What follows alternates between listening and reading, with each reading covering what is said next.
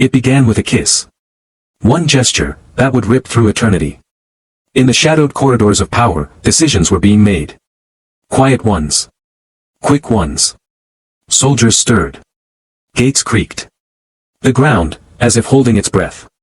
And somewhere in a quiet garden, he stood, knowing exactly what was coming.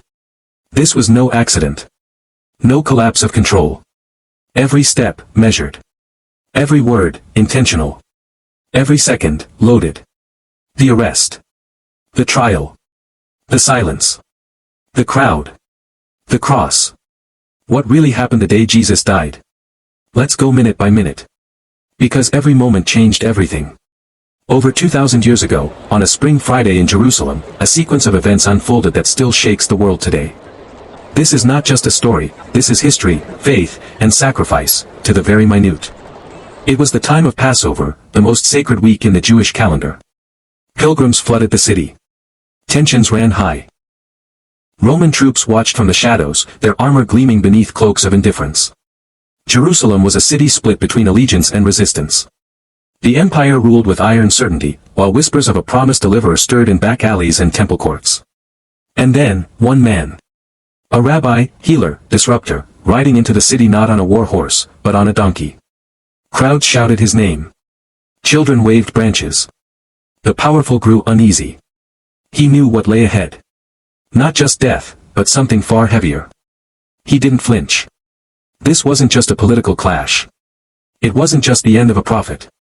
This was the center of all time collapsing inward, history converging on a single weekend, a single day, a single man.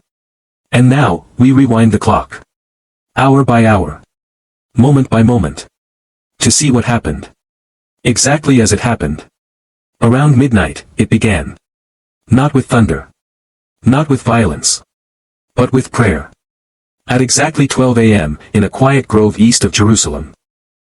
While the city slept under Roman watch, Jesus of Nazareth knelt among ancient olive trees. He had just finished the Passover meal. He had washed his disciples' feet. He had spoken of betrayal, and now, the hour had come. Under the cover of darkness, he withdrew deeper into the Garden of Gethsemane. And there, he fell to the ground. This was not fear. This was sorrow that ran deeper than words. He prayed, not once, but 3 times.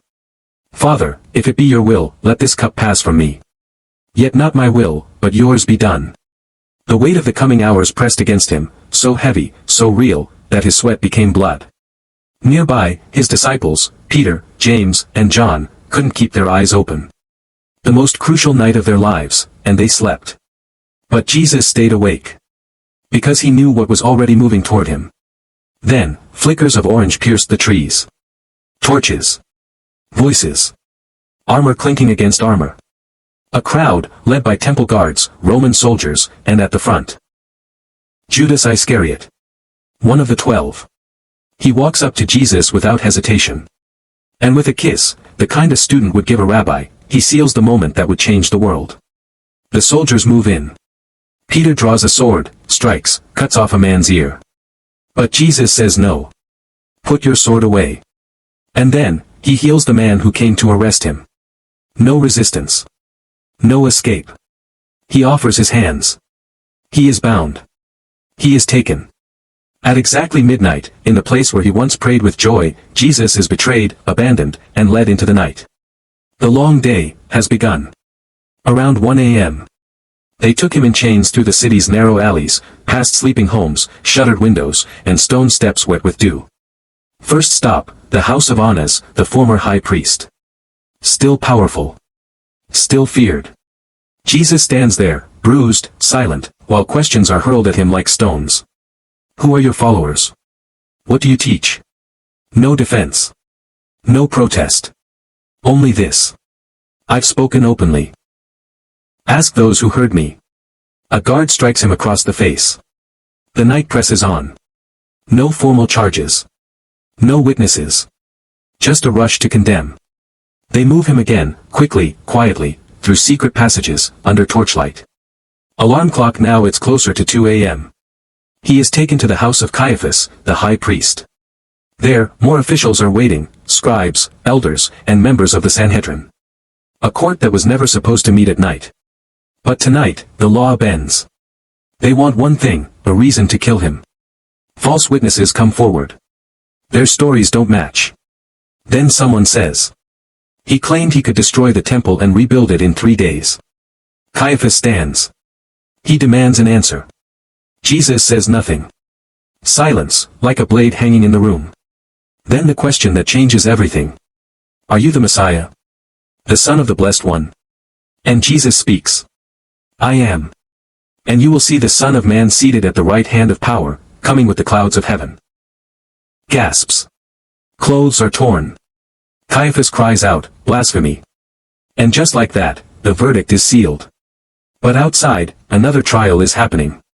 Peter, the disciple who swore to stand with him, is now in the courtyard. He waits by a fire, warming his hands. Watching. Listening. A servant girl looks at him. You were with him. Peter shakes his head. I don't know what you're talking about. Another asks. He denies it again. And then, a third time. You're one of them. Your accent gives you away. Peter swears. I don't know the man. A rooster crows. Peter freezes.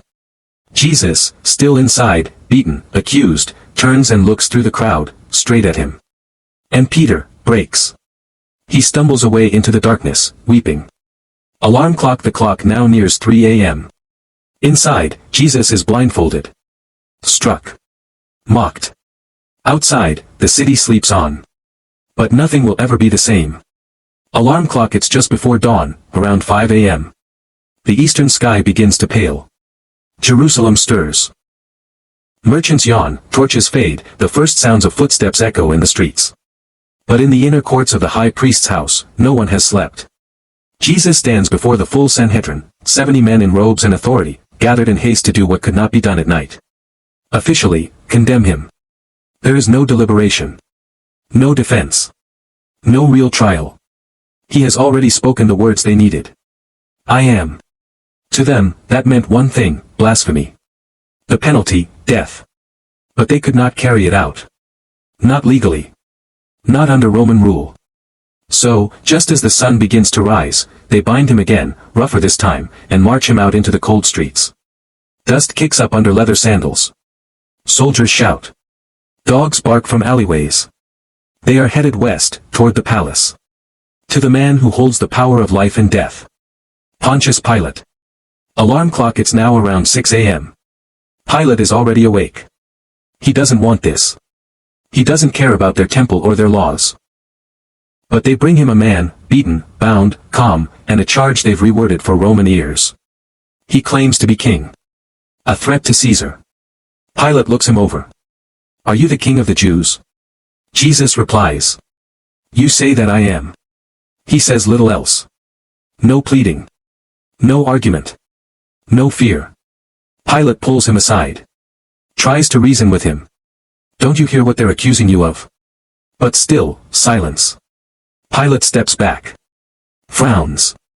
He can see it, this is no zealot. No rebel. I find no fault in him, he says. But the crowd outside is swelling. Voices rise. Demands sharpen. He stirs up the people. He claims authority. He's dangerous. Pilate feels the pressure mounting. This is not justice anymore. This is politics. And so, in a subtle act of avoidance, he sends Jesus to the one man who might defuse it all. Herod. Another handoff. Another set of stairs. Another hall. The clock keeps ticking.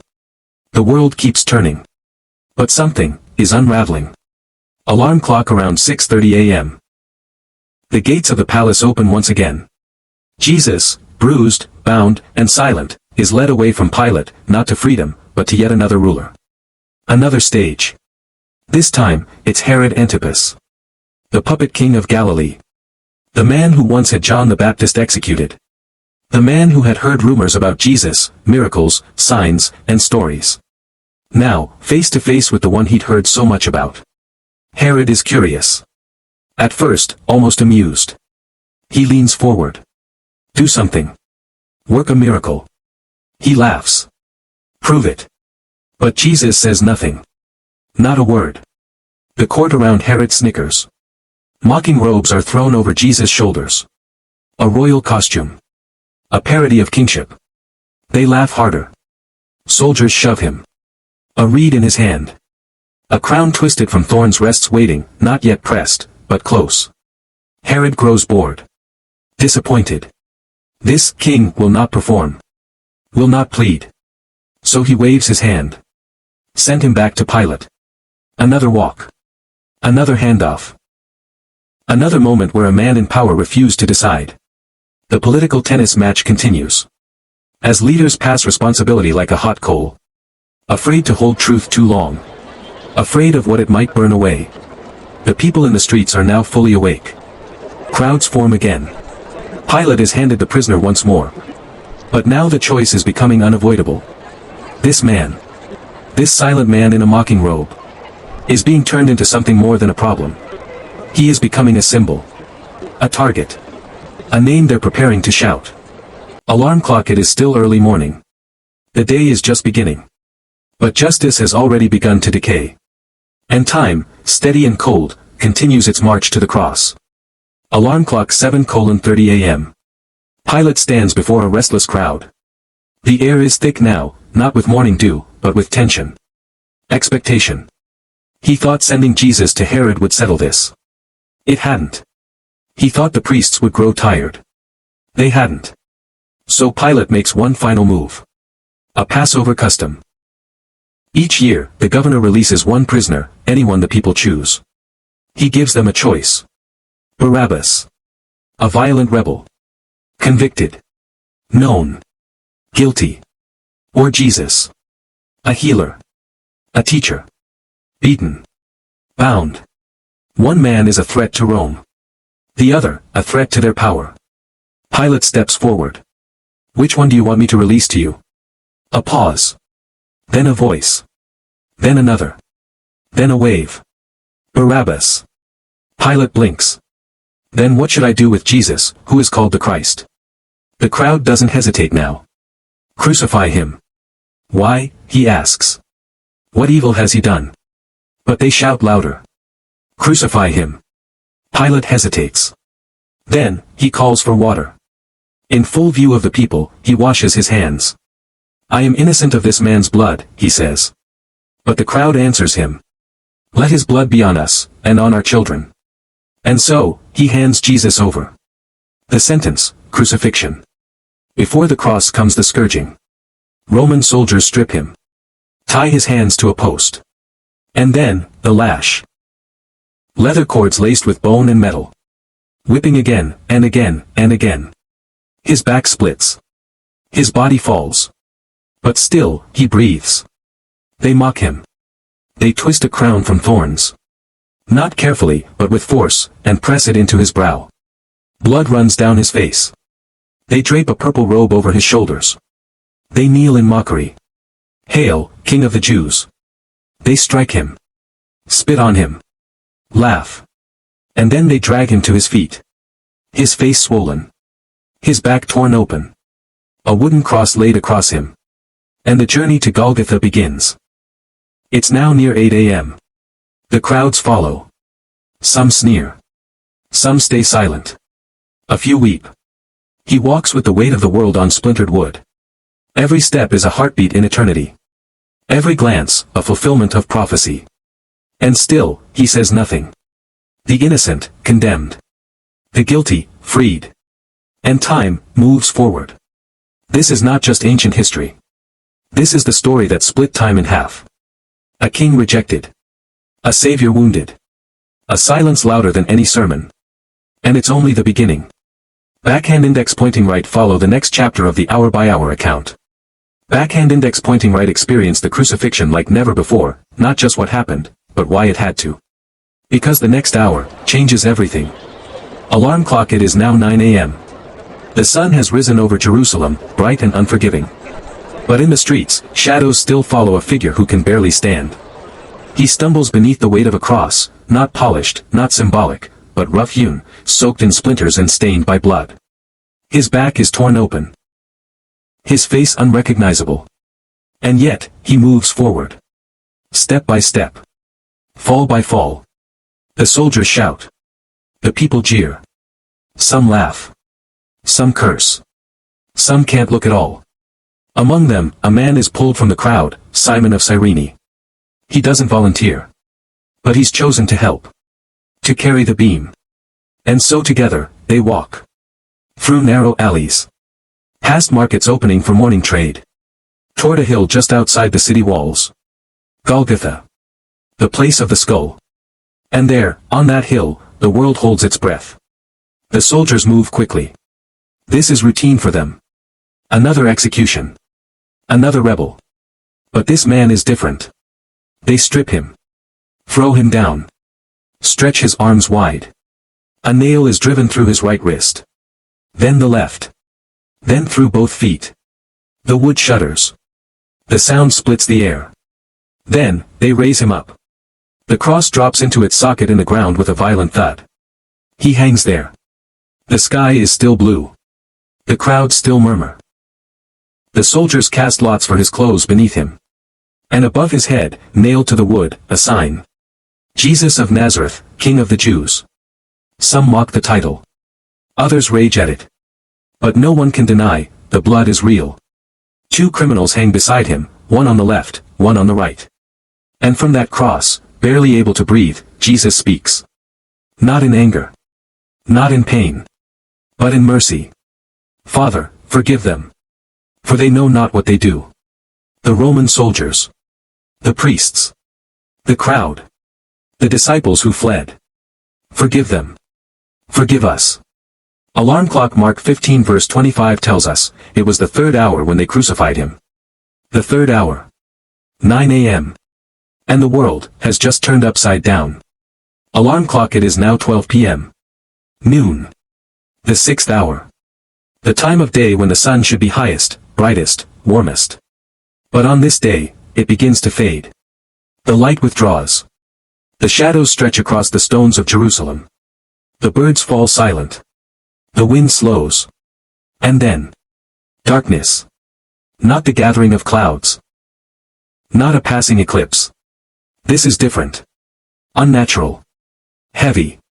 It falls across the land like a veil, as if all of creation is in mourning. A darkness that silences conversation. Stillness grips the onlookers at the foot of the cross. Eyes turn upward. Even the soldiers pause. And there, suspended between earth and sky, hangs the sun. Beaten. Bleeding. Barely breathing. But still, aware. Even in agony, he sees her, his mother, Mary. Her face is drawn with pain. Tears streak her cheeks. She cannot reach him, but she is there. Beside her stands John, the disciple he loved. And Jesus speaks again. Woman, behold your son. Son, behold your mother. In that moment, amid the suffering, he gives them to each other. Love, even now. Even here. But time continues. Minutes stretch like hours. The darkness deepens. And then, a cry.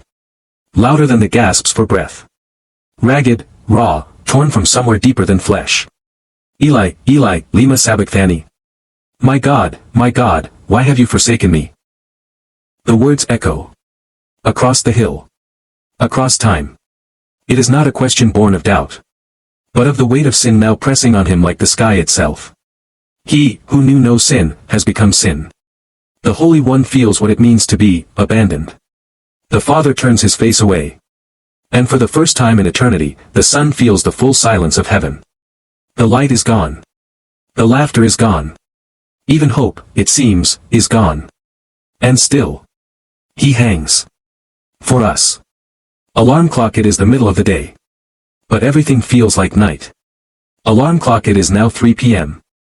The 9th hour. 3 hours of unnatural darkness have wrapped the land in silence. 3 hours of agony, breath by breath. The soldiers at the foot of the cross are no longer mocking. They stand, still. Eyes upward. Waiting. Mary has not moved. John holds her steady, though he trembles himself. The 2 thieves beside Jesus have faded into near silence, one still cursing, the other clinging to a promise whispered in pain. Today. You will be with me in paradise. And Jesus. He speaks again. Not in weakness. Not in confusion.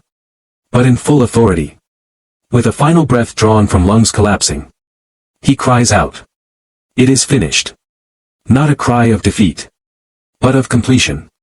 The mission. The sacrifice. The plan set in motion before the foundations of the world.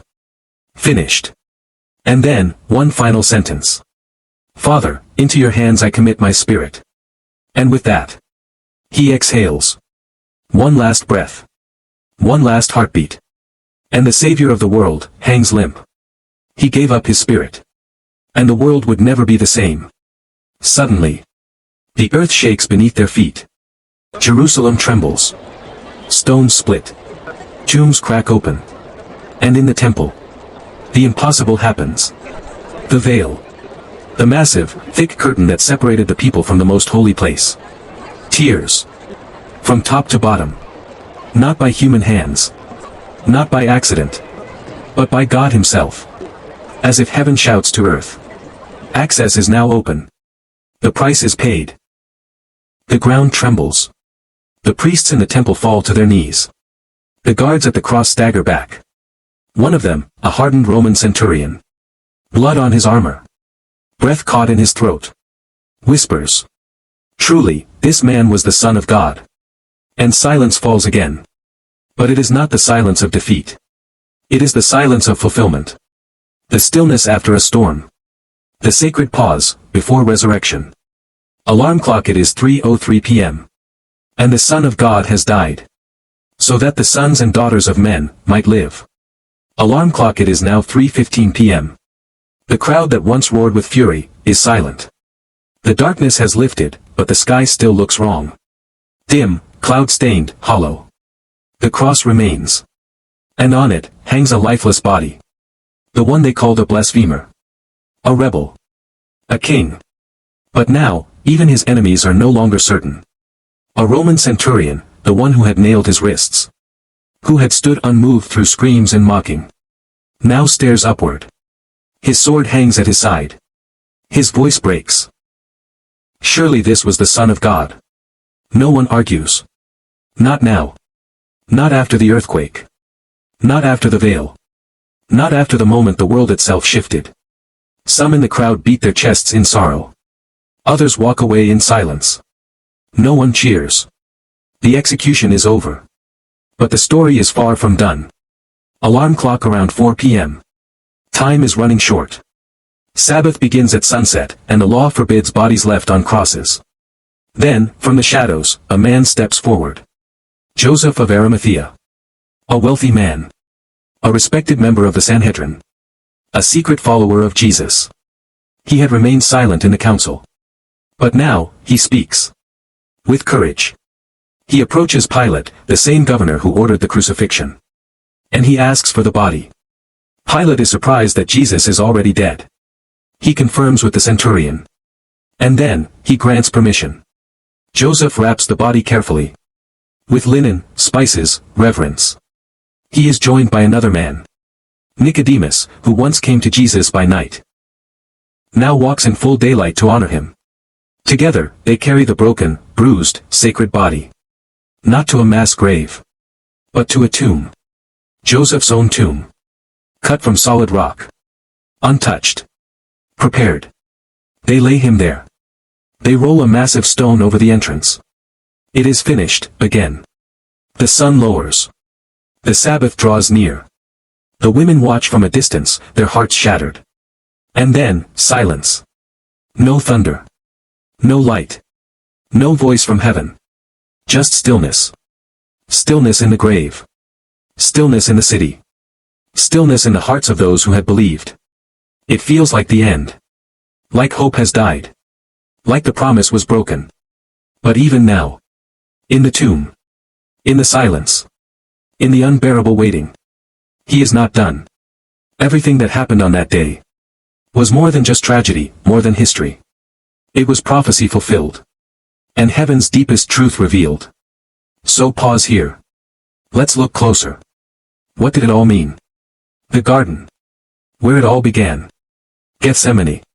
The oil press. Jesus prayed there, not to escape pain. But to surrender fully to the Father's will. Not my will, but yours be done. He was crushed, like olives in the press. And from that crushing came the oil of anointing, the beginning of redemption. The betrayal. A kiss from Judas. A symbol of friendship turned into a weapon. But even in betrayal, Jesus calls him friend. He wasn't just arrested. He was abandoned, misunderstood, rejected. Just like us. And yet, he chose love. The illegal trials. Held in darkness. Full of lies and fear. Jesus, the truth himself, stood silently among liars. Condemned not for what he did, but for who he claimed to be. The Son of God. He didn't resist.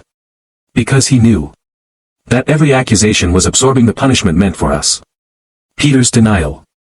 3 times. From a man who swore he'd never fall. But Jesus had already predicted it. And already forgiven it. There is no failure too big for grace. The scourging. More than pain. More than punishment. The stripes on his back were healing in disguise. By his wounds, we are healed. Isaiah 53 verse 5. The crown of thorns. Mocking his kingship. But unintentionally proclaiming it. Thorns, the very curse from Eden. Pressed into his brow.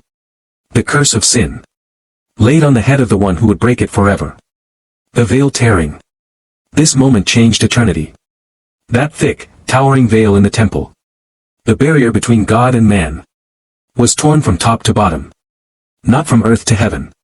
But from heaven to earth. God was saying, come in. The separation is over. The debt is paid. We're no longer cut off. The Holy of Holies is open. And mercy now walks freely. It is finished. Not, I am finished. But it. The debt. The curse. The distance. Sin's hold on mankind was broken. Justice was satisfied. And love, perfect, unstoppable, eternal love. 1. The tomb. Even this was part of the plan. Isaiah said he'd be with the rich in his death. Joseph's tomb fulfilled that. He was buried. Not because he had to be. But so he could rise again. To prove that death itself would bow before him. So now. As you reflect on every moment. Every word. Every drop of blood. Ask yourself this. Which of these moments hit you the hardest? Which one changed something in you? Was it the cry from the cross? The veil torn in two? The silence in the tomb? Because none of it was random. Every breath he took on that final day was for you. In just a few short hours, the world shifted forever.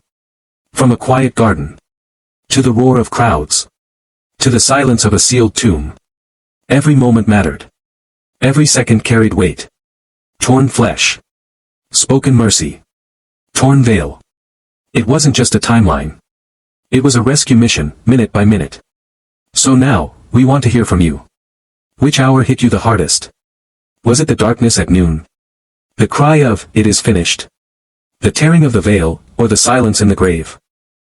Drop your thoughts in the comments. Let this become more than something you watched.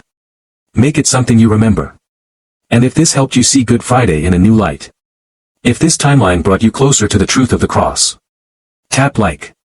Share it. Send it to someone who needs to see it. Because this story isn't just for scholars or saints. It's for everyone. But don't go far. Because this isn't the end. There's one more question still echoing across time. What happened in the 3 days between death and resurrection?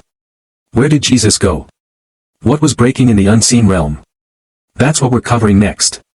The silence of Saturday is about to be broken.